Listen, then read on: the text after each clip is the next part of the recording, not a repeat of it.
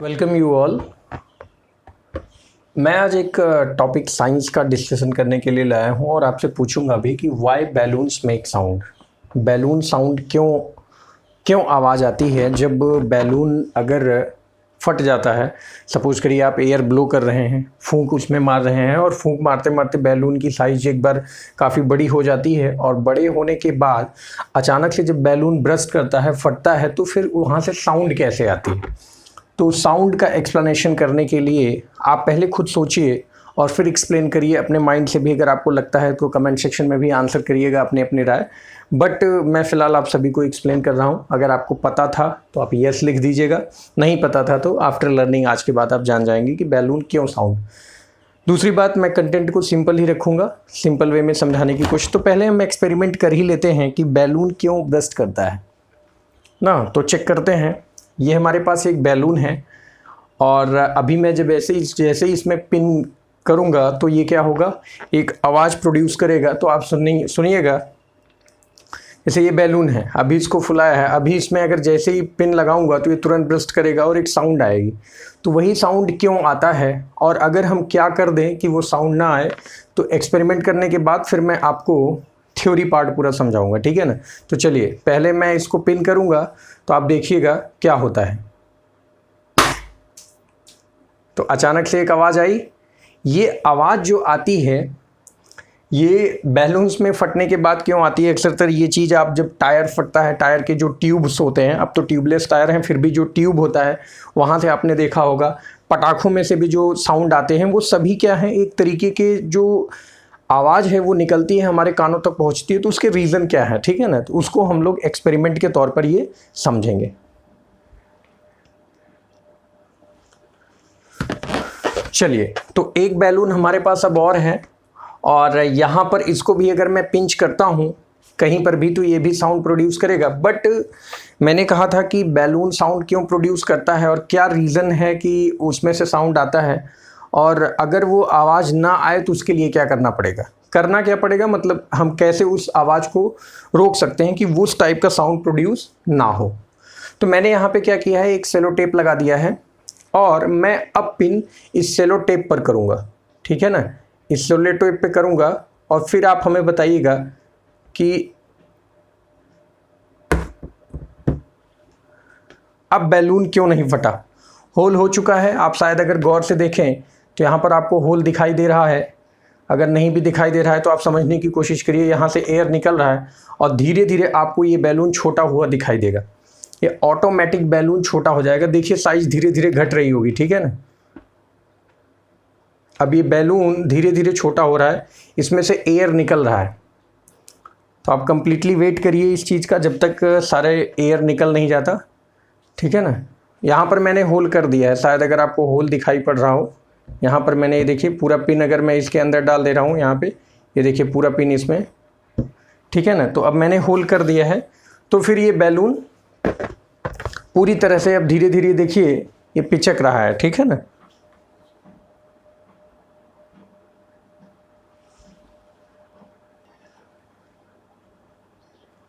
तो बैलून में से देखिए आपको ये होल दिखाई पड़ रहा है। होल क्लियरली आपको विजिबल हो रहा है। देखिए बिल्कुल हो रहा होगा ना, होल हो गया है टेप में। और धीरे धीरे बैलून की साइज भी आप देखिए अब छोटी हो रही है ना। बैलून पहले से तो छोटा हो ही गया, अगर आपको कंपैरिजन करना ही है। यहाँ से तो एयर निकल रहा है बहुत तेज़ी से। शायद मैं माइक के पास अगर ये एयर करूँ तो आपको सुनाई भी पड़े, ठीक है ना। चलिए, तो यहाँ से हवा जो है निकल रही है, ठीक है ना। तो मैं इस बैलून छोटा हो गया ना पहले से, आप देखिए इसकी साइज पहले से ये छोटा हो गया है। तो मैं क्या करता हूँ, 2-3 होल और कर देता हूँ ताकि जल्दी से एयर निकल जाए। बाय द वे पहले से काफ़ी ज़्यादा वो हो चुका है तो होल होने में भी टाइम लगेगा, लेकिन होल चलिए हो गया। 2-2 कर दिया मैंने। अब देखिए फिर भी आवाज़ नहीं आ रही है, तो क्या रीज़न हो सकता है ये हम लोगों को समझना है, ठीक है ना। लेकिन अगर कहीं और कर दूं, इसके अलावा मैं यहाँ कर दूं तो आवाज़ आ गई। उस टेप के ऊपर किया तो आवाज़ नहीं आई और साइड में कहीं कर दिया तो वो आवाज़ आ जाती है। तो फिर ये क्या रीज़न है कि बैलून में इस तरीके से हुआ, इसको हम सभी लोग क्या करेंगे, समझने वाले हैं, ठीक है ना।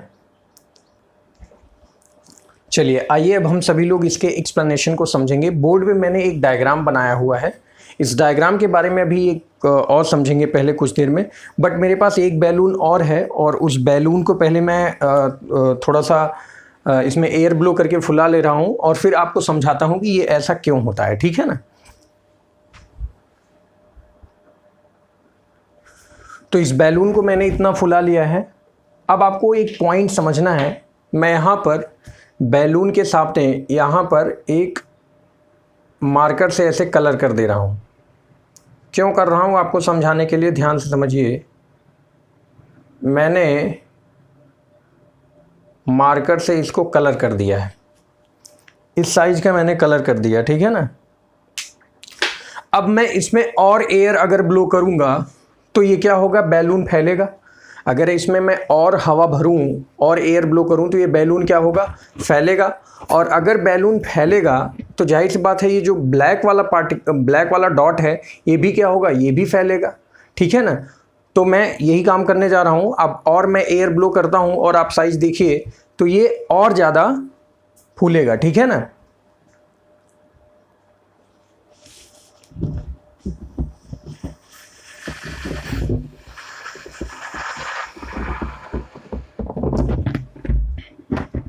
अब देखिए ये डॉट कैसा हो गया, फैल गया ना, और ज़्यादा फैल गया है।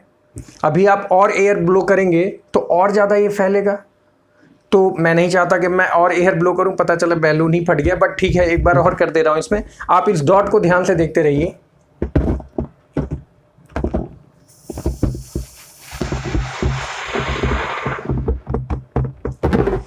ना। अब देखिए ये कितना बड़ा हो गया पहले से। अब मैं जैसे जैसे छोटा करूंगा तो आप देखिएगा इस डॉट को, आप फिर से नोटिस करिएगा ये भी छोटा होता रहेगा। इस डॉट की तरफ आपका ध्यान होना चाहिए, इस डॉट को समझिए, देखिए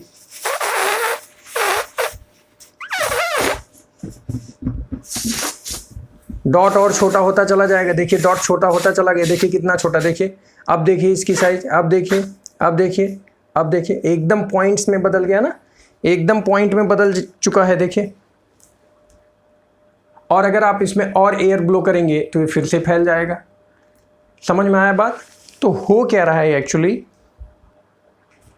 तो होता क्या है, अब आते हैं एक्सपेरिमेंट को समझते हैं। जब बैलून में आप एयर ब्लो करना स्टार्ट करते हैं, जैसे जैसे आप, जैसे अभी बैलून इस साइज का मान लीजिए आपने बना रखा है, जैसे ही आप इसमें मोर एयर ब्लो करेंगे और एयर ब्लो करेंगे, हवा और अंदर भेजेंगे तो बैलून का साइज और बड़ा हो जाएगा।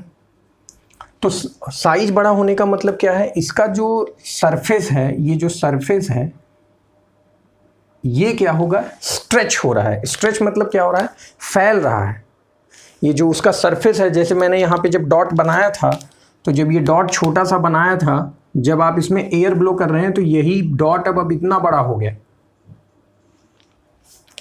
तो ये डॉट क्या हो रहा है, फैल रहा है। मतलब सरफेस क्या हो रहा है, खींच रहा है। जैसे रबर है, रबर को आप खींचिए और जैसे ही आप खींच के छोड़ेंगे तो तुरंत रबर क्या करेगा, अपनी ओरिजिनल पोजीशन में आने की कोशिश करेगा, ठीक है ना। तो वैसे ही बैलून में भी होता है। तो बैलून क्या करता है, जैसे जैसे आप एयर ब्लो करते हैं, ये जो उसमें डॉट है वो क्या करेगा, फैलेगा। और जैसे ही एयर फिर से बाहर निकलेगी तो वो तुरंत क्या होता है, धीरे धीरे कम होने लगता है। और मतलब सरफेस जो होता है, जो खींचा हुआ सरफेस है, वो धीरे धीरे क्या होता है, छोटा होने लगता है। अब आप एक मेरी बात समझिए ध्यान से। जब मैं एक्सपेरिमेंट पहले किया था, जिन लोगों ने भी नहीं देखा है, बीच में से देख रहे हैं या फिर तो स्टार्टिंग से देखें, जब मैंने फर्स्ट बैलून पे पिन मारा तो वो अचानक से ब्रस्ट कर गया, फट गया।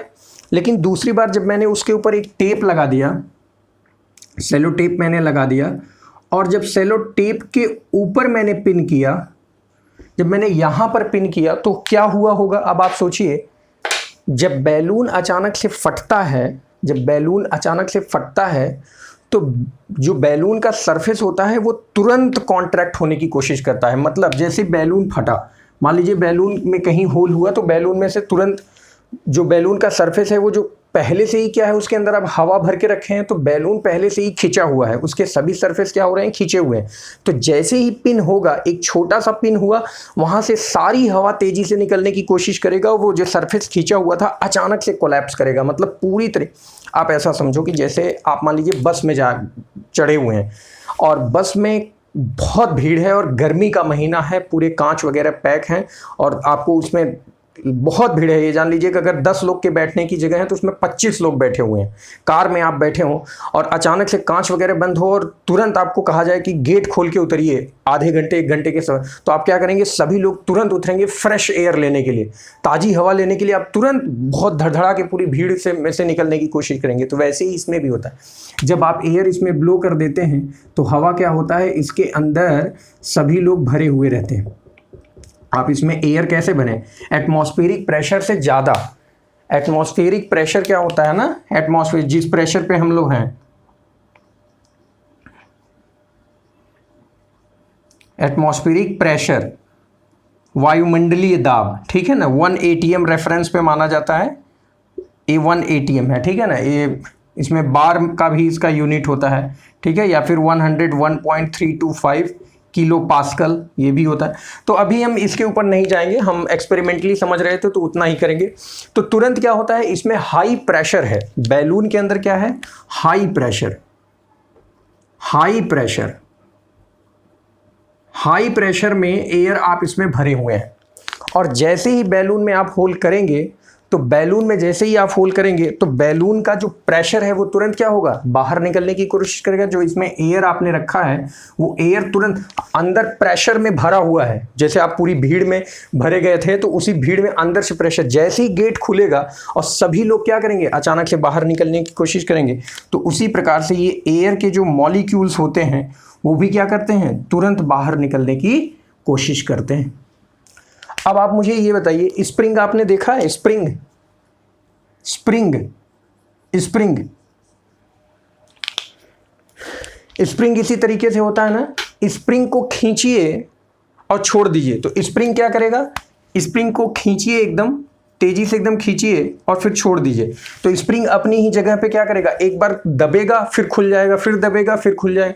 या फिर आपने ऐसा देखा होगा कि धागा बंधा हुआ हो या रबर बंधा हुआ हो और उसको आप पकड़िए और ऐसे खींच के एकदम टाइट खींच के बांध दीजिए 2 पिन से और बीच में से खींचिए और छोड़ दीजिए, तो आपको एक जैसा वेव जैसा दिखेगा ना, इस तरीके से, जैसे लगेगा कि मतलब ऊपर नीचे ये मतलब वेव की तरह चलता हुआ दिखाई देगा। तो उसी का जो नाम होता है उसको बोला जाता है प्रेशर वेव। क्या बोला जाता है, प्रेशर वेव। आप समझने की कोशिश करिए थोड़ा सा। प्रेशर वेव अभी मैं समझा रहा हूं क्या होता है।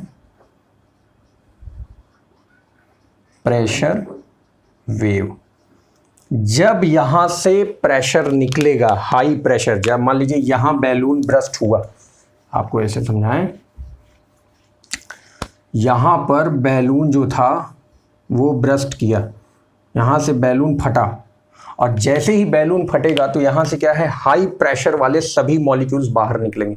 तो अभी इनका हाई प्रेशर है तो बाहर जो एयर है उसका तो प्रेशर लो है ना, वो बैलून के अंदर प्रेशर ज़्यादा है लेकिन बैलून के बाहर क्या है, प्रेशर कम है। तो ये सभी मॉलिक्यूल्स क्या करेंगे, बाहर वाली जो हवा के मॉलिक्यूल्स है, जो अणु हैं, उनको पहले दबाएंगे, तो उनमें वो सभी मॉलिक्यूल्स क्या होंगे, एक साथ कंप्रेस हो जाएंगे। उनसे जो दूर हैं अभी वो क्या कर रहे हैं, उनसे जो दूर हैं अभी वो क्या है, वो अभी पास पास नहीं है, अभी उनके बीच में जो डिस्टेंस है इसको रेयरफैक्शन बोला जाता है, ठीक है ना, अभी इनके बीच में दूरी है। तो ये जो वेव है, यहाँ के जो पार्टिकल हैं जो बहुत तेजी से आ रहे हैं, जैसे भीड़ हो, बहुत अचानक से जो भीड़ होती है, जहाँ से एमर्ज होती है, जहाँ से भीड़ निकलती है, वहाँ के जो बगल के लोग होते हैं उनको तुरंत झटका लगता है, लेकिन जो दूर होते हैं अभी उनको थोड़ी थोड़ी देर में एहसास होता है। तो ये मॉलिक्यूल्स क्या होंगे, अब ये जो वेव है, ये जो प्रेशर चले हैं मॉलिक्यूल्स, ये धीरे धीरे इन तक पहुंचेंगे। तो ये इस तरीके से डायग्राम बना हुआ है। इसमें क्या होगा, ये प्रेशर वेव धीरे धीरे इन तक पहुंचेगा तो ये फिर कंप्रेस हो जाएंगे, फिर उनसे दूर वाले अभी अपने आप को हल्का महसूस कर रहे हैं, मतलब क्योंकि वो दूर दूर है, फिर ये धीरे धीरे वेव क्या होगा, एक बार ये प्रेशर कम होगा और एक बार प्रेशर क्या होगा, ज़्यादा होगा। ये देखिए एटमॉस्फेरिक प्रेशर है, ठीक है ना, ये जो बीच वाली लाइन है ये मीन लाइन है, ये क्या है, एटमॉस्फेयर। तो एक बार प्रेशर बढ़ेगा, फिर प्रेशर घटेगा, फिर ये प्लस माइनस का मतलब प्रेशर नेगेटिव नहीं है, नेगेटिव प्रेशर की नहीं बात कर रहा हूँ, ये प्लस माइनस मतलब मैं एक वेव बना दिया हूँ कि एक बार प्रेशर बढ़ रहा है फिर प्रेशर। तो ऐसा क्या है, यहाँ पर प्रेशर बढ़ा है तो अभी यहाँ कम है, फिर ये वाले मॉलिक्यूल्स एक बार दबेंगे, फिर ये वाले कम होंगे। तो इस प्रेशर वेव की वजह से ये मॉलिक्यूल्स जो होते हैं तो एक बार दबेंगे, फिर थोड़ा सा खुल जाएंगे, फिर जैसे स्प्रिंग काम करता है, स्प्रिंग को खींचिए आप, मतलब एज्यूम करिए इस एक्सपेरिमेंट को, आप स्प्रिंग को खींचिए और फिर छोड़ दीजिए, तो आप देखेंगे स्प्रिंग एक बार खींची है तो फिर ऐसे कुछ देर तक वो चलती है। इसमें क्या होता है, एक बार स्प्रिंग कंप्रेस हो रही है, एक बार फैल रही है, फिर कंप्रेस हो रही है, फैल रही, कंप्रेस हो रही है, expansion, compression expansion, compression expansion, इस तरीके से हो रहा है। तो वैसे ही ये मॉलिक्यूल्स होते हैं। तो ये क्या होता है, प्रेशर वेव। ये कैसा होता है, प्रेशर वेव। तो ये प्रेशर वेव ही होता है, ये सभी मॉलिक्यूल्स एटमॉस्फेयर में जो टकराते हैं और हमारे कानों तक पहुंचते हैं तो हमको एक साउंड की आवाज़ सुनाई पड़ती है, ठीक है ना। पटाखों में भी है, पटाखा अचानक से ब्रस्ट हुआ तो हम मान लीजिए थोड़ी दूर 100 मीटर पे खड़े हैं और कोई 50 मीटर पे खड़ा है, तो 50 मीटर वाले को पहले सुनाई देगा, 100 मीटर वाले को थोड़े दूर पे सुनाई देगा, क्योंकि वो एयर के पार्टिकल्स पहुंचने में टाइम। पता चला जो 200 मीटर दूर पर खड़ा है उसको सुनाई ही नहीं देगा, क्योंकि उतनी देर तक वो एयर ये क्या होगा, धीरे धीरे क्या होगा, ये प्रेशर वेव ऐसा चलता ही नहीं रहेगा। ये एक बार बढ़ा है, फिर सबसे ज़्यादा, फिर कम कम होते होते होते धीरे धीरे जीरो हो जाएगा, मतलब आगे तक ये पहुंचेगा ही नहीं। तो जब हम गुब्बारे के ऊपर टेप लगा दिए थे, सेलो टेप लगा दिया था और फिर उस पर, तो सेलो टेप क्या कर रहा था, सेलो टेप गुब्बारे में आपने होल किया, लेकिन सेलो टेप का सरफेस क्या है, गुब्बारे के सरफेस से हार्ड है। गुब्बारा तुरंत फटना तो चाह रहा है, लेकिन सेलो टेप क्या कर रहा है, उसके सभी सरफेस को खींच के रखा हुआ है, बांध के रखा हुआ है, तो उसको फैलने वो देगा ही नहीं।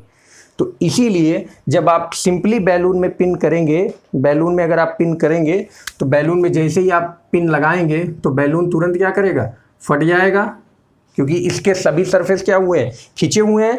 लेकिन अगर बैलून में आपने कोई एक सेलो टेप जैसा एरिया लगा दिया, आपने उसके ऊपर टेप चिपका के फिर आप होल करिए, 1 करिए, 2 करिए, 4 करिए, 5 कर दीजिए, तो वो एयर धीरे धीरे निकलेगा। ट्यूब होता है ना, ट्यूब, साइकिल का ट्यूब, अभी तुरंत फटता है तो देखिए कितनी तेज आवाज़ होती है। ट्रक के टायर्स वगैरह अगर आप फटते हुए देखते हैं तो कितनी तेज आवाज़ आती है, वो इसीलिए होती है क्योंकि टायर के बगल के जो मॉलिक्यूल्स हैं एयर के, उनका प्रेशर कम है, लेकिन जो टायर के अंदर मॉलिक्यूल्स हैं उनका प्रेशर बहुत ज़्यादा है। तो प्रेशर क्या होता है, अचानक से मॉलिक्यूल, जो मैंने भीड़ वाला एग्जांपल दिया ना, अचानक से भीड़ में से जब निकलेंगे तो सभी मॉलिक्यूल्स के अपने सराउंडिंग को क्या करेंगे, दबाएंगे, और इस तरीके से हमको ये आवाज़ सुनाई पड़ती है। आई होप आप सभी लोग को समझ में आया होगा। कोई दिक्कत, अगर आपको ये पहले से ही पता था तो कमेंट सेक्शन में आप यस लिख दीजिएगा, और अगर आपको नहीं पता था तो ठीक है, आप बता सकते हैं कि आपको कैसा लगा, समझ में आया या नहीं। ओके, ठीक है ना। तो मिलेंगे ऐसे ही और अपडेटेड वीडियो के साथ जिसमें और एक्सपेरिमेंटल लर्निंग होगी, ठीक है ना। Okay, thank you so much.